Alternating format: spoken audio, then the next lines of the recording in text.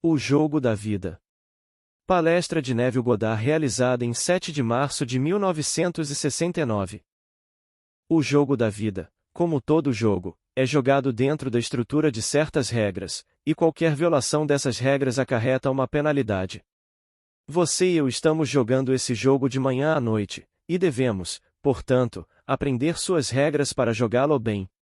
Eclesiastes nos dá esta regra. Mesmo em seu pensamento não amaldiçoe o rei, nem em seu quarto amaldiçoe o rico, pois um pássaro carregará sua voz ou alguma criatura alada contará o assunto. E Marcos nos dá outra, como: o que quer que você deseje, acredite que você recebeu e você receberá. Se você deve acreditar que recebeu seu desejo para alcançá-lo, então você deve começar seu jogo acreditando que ele está terminado. Você deve se sentir dentro e participando de seu objetivo. E você deve persistir nesse sentimento para alcançá-lo. Agora, outra regra é dita desta maneira: lança teu pão sobre a água e depois de muitos dias o encontrarás.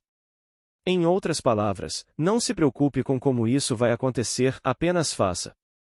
Esta declaração não tem nada a ver com fazer o bem como o mundo define a palavra. Jesus era um carpinteiro. A palavra significa alguém que produz a partir da semente, como uma flor, uma árvore, a terra. A profecia do Antigo Testamento é a semente que um carpinteiro chamado Jesus traz à luz.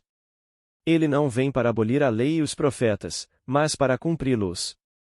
A palavra pão na declaração: lança teu pão sobre as águas, significa devorar, consumir.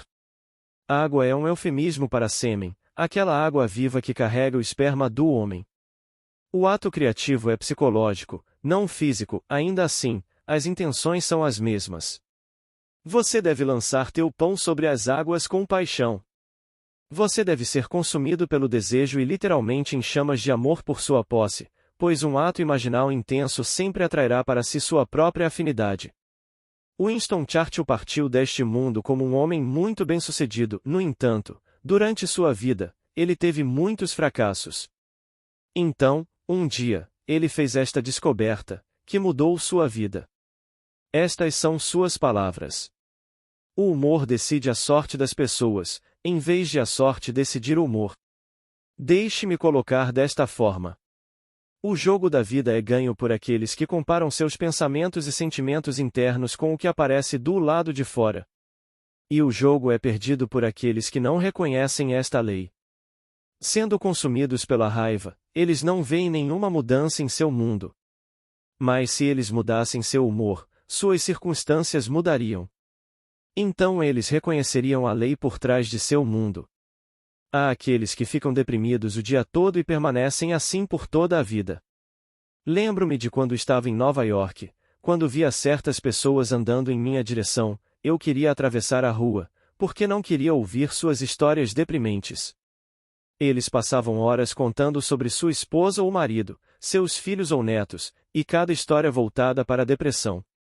Nunca mudando seu humor, seu mundo nunca mudou. Não vendo nenhuma mudança, eles não reconheceriam uma lei entre o mundo interior que mantém e o mundo exterior de resposta. Mas se você aplicar essa lei, você pode prever seu futuro. Sinta um novo humor surgir dentro de você. Sustente-o e logo você encontrará pessoas que incorporam esse novo estado.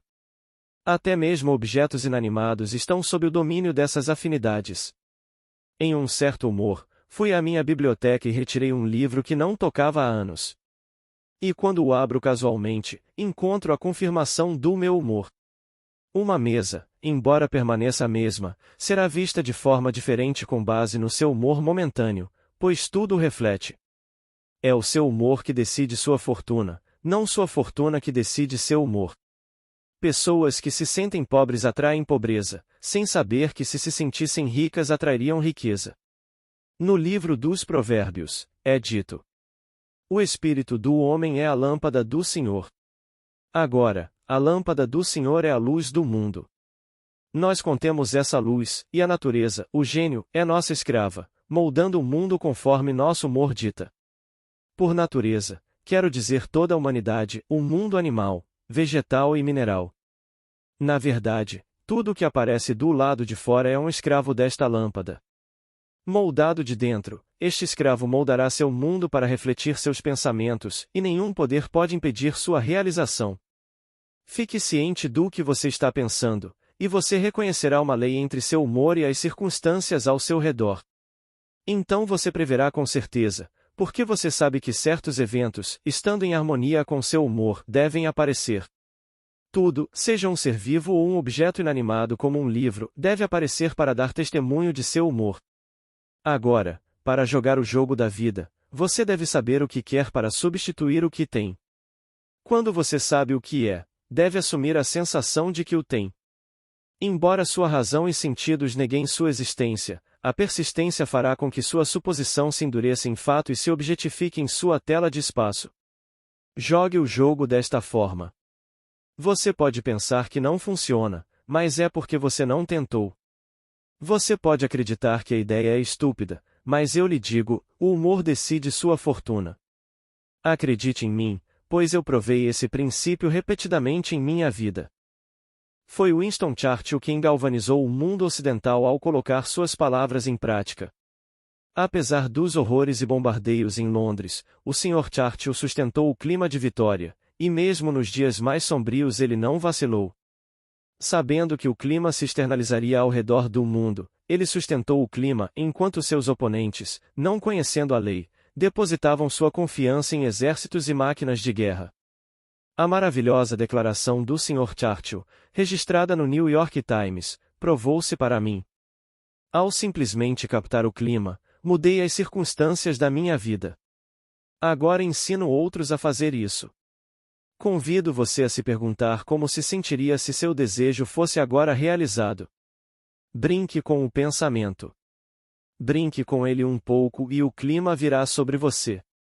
Mantenha esse clima brincando com os sentidos que ele evoca e observe seu mundo mudar para combinar com seu novo clima.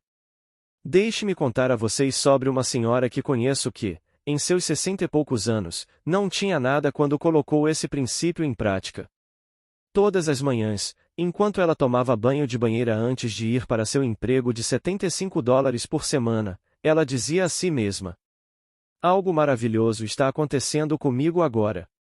Ela continuou brincando com o clima, brincando com a sensação de que algo maravilhoso estava acontecendo. Naquela mesma semana, ela recebeu seu primeiro avanço. Por 30 e poucos anos, essa senhora tinha ido à ópera, concertos e shows da Broadway, com um amigo íntimo. Todas as noites eles jantavam em algum restaurante fabuloso, mas ele havia dito a ela muitas vezes que nunca lhe daria dinheiro algum. Mas ele de repente mudou de ideia e assinou um fundo fiduciário de $100.000 para ela, para ser gasto imediatamente como ela desejasse. Pouco tempo depois, ela começou a aplicar a lei em um grau maior e ele novamente criou outro fundo de $100.000 para ela. Agora, essa senhora, cujo aluguel é de $165 por mês, não pode gastar a renda que recebe de um fundo de $200.000, mais sua previdência social, mas ela não está satisfeita e quer mais. O velho cavalheiro tem um pequeno endurecimento do cérebro agora e eles se separaram. E, porque ele se recusa a vê-la, ela o amaldiçoa, embora sejamos avisados. Mesmo em seus pensamentos não amaldiçoe o rei, ou em seu quarto de dormir não amaldiçoe o rico, pois um pássaro do ar carregará sua voz, ou alguma criatura alada contará o assunto. Esta senhora me liga toda semana para me dizer que está superando a maldição. Espero que sim, porque outras coisas podem entrar em seu mundo se ela continuar a fazê-lo. A lei tem seu lado positivo e negativo. Não estou aqui para julgar como você usa a lei, mas deixar que você a pratique como quiser. Se você tem o hábito de pensar negativamente, não vai sustentar o pensamento de que é tudo o que quer ser. Você pode segurá-lo por alguns segundos, e se ele não se provar instantaneamente, você pode negá-lo. Mas para jogar o jogo da vida, você deve conhecer as regras e aplicá-las. E lembre-se, como em todo jogo, há regras cuja violação causa fracasso. Você não pode enganar a si mesmo, pois Deus não se deixa escarnecer. Como você semeia, assim você colherá. No mundo, você pode escapar de uma violação que o árbitro não viu, mas você não pode escapar do observador em você, pois ele e você são um. Se você sabe o que fez, então ele sabe, pois sua consciência e o Pai do seu mundo são um. Você não pode enganar a si mesmo. Você não pode zombar de si mesmo. Deus vai registrar cada violação sua e moldar seu mundo em harmonia com seus sentimentos. Deixe-me agora compartilhar uma carta que recebi de um amigo. Nela, ele disse: Segunda-feira passada à noite, um amigo me pediu ajuda, então naquela noite passei meia hora imaginando que ouvia as palavras que ele diria se seu desejo fosse realizado. Pouco antes de acordar na manhã seguinte, a esposa do amigo apareceu no meu sonho e me agradeceu pela ajuda. Então, na terça-feira à noite, enquanto ouvia um pouco de música na minha sala de estar, meu amigo apareceu em devaneio. Falando com autoridade, poder e alegria, ele usou as mesmas palavras que ouvi quando imaginei confirmando a realização de seu desejo, e senti a emoção da conclusão. Espero que a confirmação venha no presente imediato, e meu amigo ouvirá o homem lhe contar pessoalmente sobre o cumprimento daquele ato imaginário que foi incendiado por seu amigo. Agora, em outra parte de sua carta, meu amigo disse: Em um sonho, entrei no saguão de um hotel, registrei-me na recepção e pedi para ser chamado às 7 horas da manhã seguinte. Enquanto eu observava, o homem marcou um 7 em negrito sobre meu nome no cartão e então acordei. Esta é uma visão maravilhosa, pois 7 é o valor numérico para a perfeição espiritual. Também tem muito a ver com gestação e incubação. No mundo dos insetos e animais, me disseram que 280 dias são múltiplos de 7. Sabemos que um ovo de galinha, se incubado corretamente, leva 21 dias, novamente um múltiplo de 7. Aqui descobrimos que o nascimento tem múltiplos de 7, mas no caso dele é a incubação da perfeição espiritual. Outra senhora escreveu, dizendo: Eu me vi deitada na cama, pálida como se estivesse morta. De repente, um gigante de um homem surgiu do meu corpo. Deixe-me contar a história de um artista maravilhoso, que também era um místico. Seu nome era George Russell, mas você o conhece melhor como Ae. Ele disse: Eu contarei essa visão, mas onde aconteceu, não direi. Era um vasto salão com colunas feitas de opala viva, como se as cores do amanhecer e da noite tivessem se misturado em algo vivo. Entre as colunas havia tronos sobre os quais reis com cristas de fogo estavam sentados. Um usava uma crista de dragão, outro, plumas de fogo. No centro, um corpo escuro estava estendido no chão como se estivesse em um transe profundo. No outro extremo do salão, em um trono mais alto que os outros, estava sentado um ser com a glória do sol brilhando atrás dele. Enquanto eu observava, 2 reis com cristas se levantaram, e esticando suas mãos sobre o corpo no chão, faíscas de luz saíram deles. De repente, uma figura tão alta, tão majestosa quanto esses reis com cristas de fogo se levantou daquele corpo escuro. Olhando ao redor, ele reconheceu seus parentes e levantou sua mão em saudação. Então eles pularam de seus tronos, levantaram suas mãos na mesma saudação maravilhosa e, como irmãos, caminharam em direção ao fim e desapareceram no sol. Cada visão é um prenúncio do que acontecerá. Ae o percebeu como vindo de outro, enquanto esta senhora o viu como vindo de seu próprio ser. Ambos são adumbrações de um evento maravilhoso que acontecerá em todos, pois aquele rei com crista, que é o Filho de Deus, está alojado em todos. Não importa se o corpo é de uma mulher ou de um homem, ou qual seja o pigmento da pele, dentro de cada um de nós está o Filho de Deus, que, irradiando sua glória e carregando a imagem expressa de sua pessoa, é a grande lâmpada do Senhor. E um dia esse ser majestoso se levantará de sua vestimenta de morte, e você entrará na terra da vida. Mas enquanto estamos aqui, vamos aprender as regras do jogo da vida e jogá-lo. A vida em si é causada pela montagem de estados mentais, cuja ocorrência cria aquilo que a montagem implica. Meu amigo ouviu mentalmente as palavras que ouviria se seu desejo por seu amigo fosse realizado. Sua montagem, ocorrendo dentro dele, criou o evento a ser jogado no jogo da vida. Depois de ter reunido seu estado mental e permitido que ele ocorresse dentro de você, você não precisa repetir o ato. Você joga seu pão sobre a água no momento em que sente alívio. Embora você não tenha uma expressão física de forma sexual, O alívio é possível, e de todos os prazeres do mundo, o alívio é o mais intensamente sentido. Quando alguém que você ama profundamente se atrasa, você espera ansiosamente por aquela chave na porta. E quando você ouve a voz deles, seu alívio é intensamente sentido.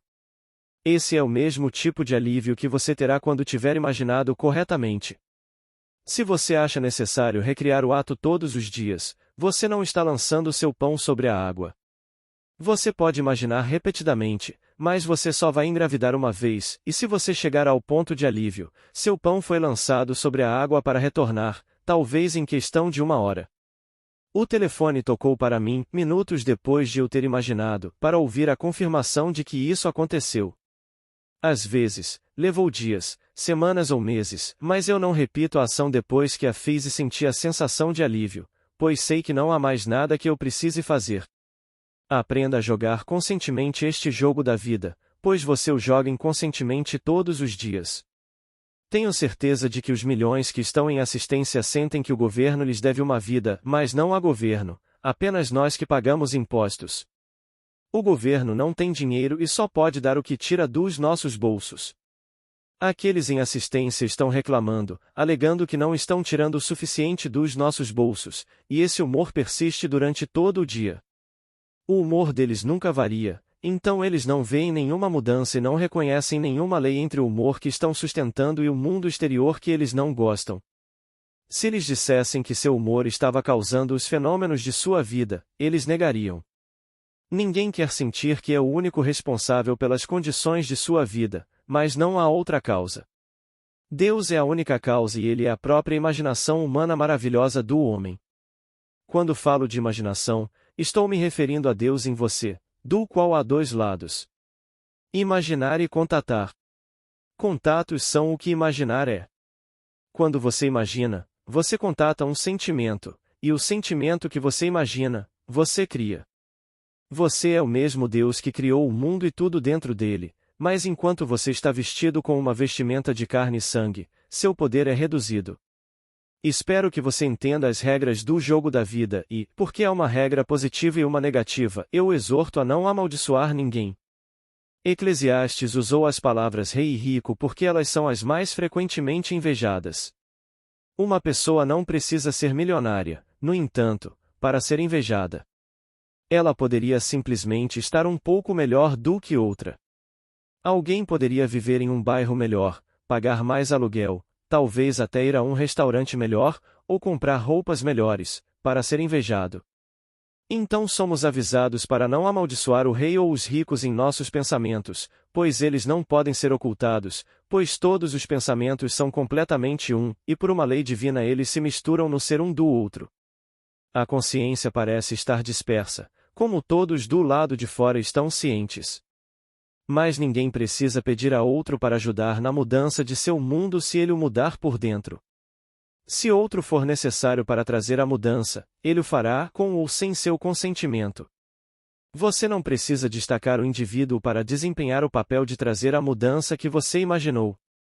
Ele fará sua parte se necessário porque todos nós nos misturamos. Tudo o que você precisa fazer é ficar no final, de dentro.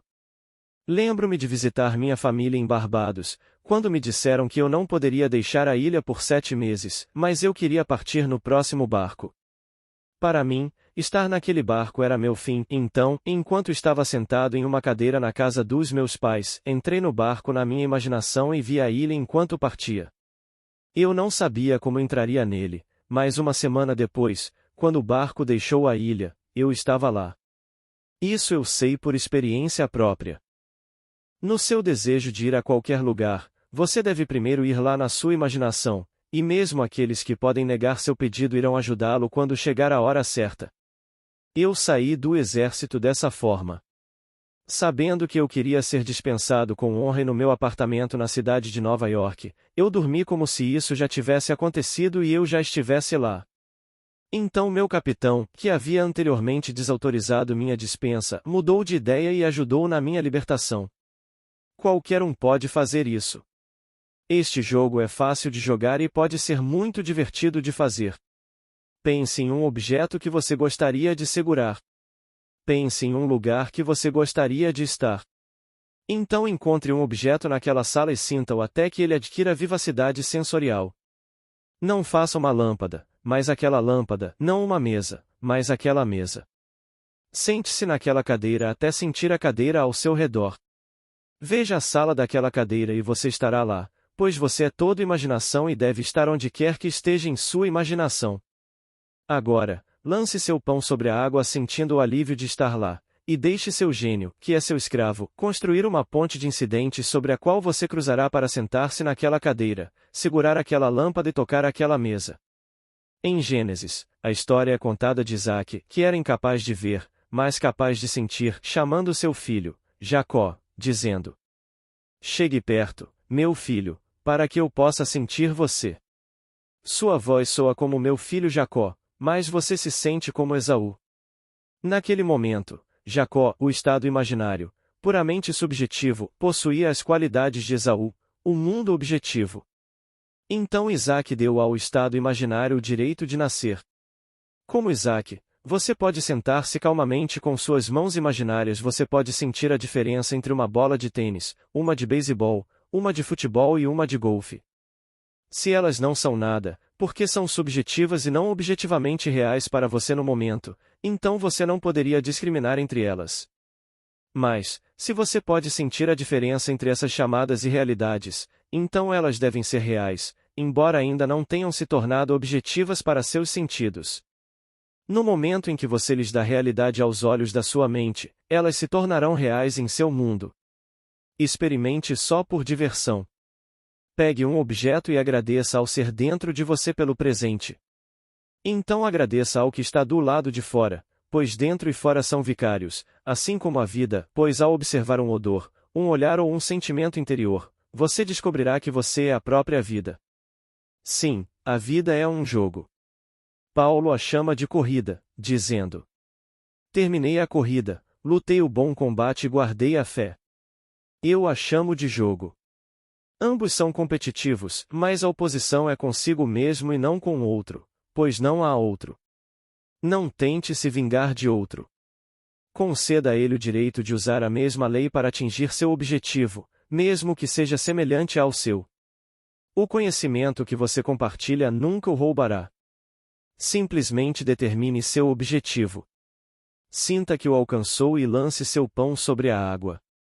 Então, largue-o e deixe o jogo da vida ser cumprido em seu mundo. Agora, vamos entrar no silêncio.